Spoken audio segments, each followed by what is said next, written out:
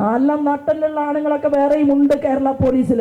ഇവിടെ നടക്കുന്ന കാര്യങ്ങളൊക്കെ നരേന്ദ്രമോദിയെ വിളിച്ച് രഹസ്യമായിട്ടും പരസ്യമായിട്ടും കത്തുകളിലൂടെയൊക്കെ അറിയിക്കുന്ന എണ്ണം പറഞ്ഞ പോലീസുകാര്, നരേന്ദ്രമോദി ഫാൻസ് ആയിട്ടുള്ള പോലീസ് അധികാരികളും കേരള പോലീസിലുണ്ട്.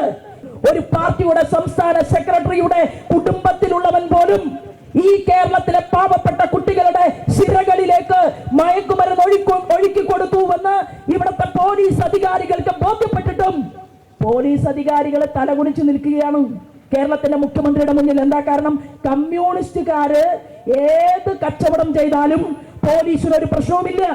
ഇന്ന് കോഴിക്കോടില് ഭാരതീയ ജനതാ യുവമോർച്ചയുടെ ചെറുപ്പക്കാരെ നിങ്ങൾ കസ്റ്റഡിയിൽ എടുത്തിട്ടുണ്ട് കേരളത്തിലെ പോലീസ്.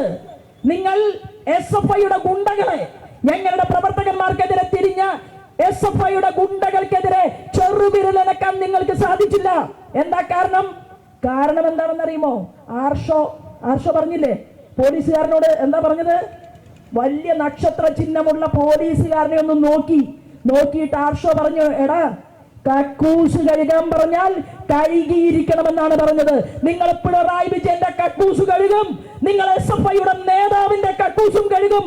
കാരണം നിങ്ങൾക്ക് നിങ്ങളുടെ ഉടുത്ത കാക്കിയോട് കൂറു പുലർത്താൻ സാധിക്കാതെ കേരളത്തിൽ കമ്മ്യൂണിസ്റ്റ് പാർട്ടി കേരള ഭരണകൂടത്തിന് നേതൃത്വം നൽകുന്നുവെന്നുള്ള ധാർഷ്ട്യത്തോടെ, ധിക്കാരത്തോടെ പിണറായി വിജയന്റെ അടിമകളായി നിൽക്കുന്ന ചില പോലീസ് ഓഫീസർമാരുണ്ട്. നല്ല നട്ടലുള്ള ആണുങ്ങളൊക്കെ വേറെയും ഉണ്ട് കേരള പോലീസിൽ. ഇവിടെ നടക്കുന്ന കാര്യങ്ങളൊക്കെ നരേന്ദ്രമോദിയെ വിളിച്ച് രഹസ്യമായിട്ടും പരസ്യമായിട്ടും കത്തുകളിലൂടെയൊക്കെ അറിയിക്കുന്ന എണ്ണം പറഞ്ഞ പോലീസുകാര്, നരേന്ദ്രമോദി ഫാൻസ് ആയിട്ടുള്ള പോലീസ് അധികാരികളും കേരള പോലീസിലുണ്ട്.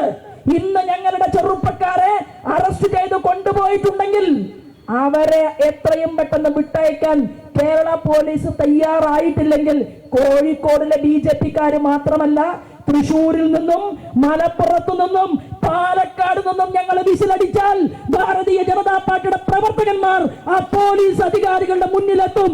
അതിനുള്ള സംഘടനയും ബലവും ആൾബലവും ഇന്ന് ഞങ്ങൾക്കുണ്ട്. ഞങ്ങൾ അതിനെക്കുറിച്ച് കൂടുതലൊന്നും പറയുന്നില്ല. ഇന്നത്തെ ഈ പരിപാടി എന്ന് പറയുന്നത് ഞങ്ങൾ സൂചന നൽകുകയാണ്. ശിവൻകുട്ടി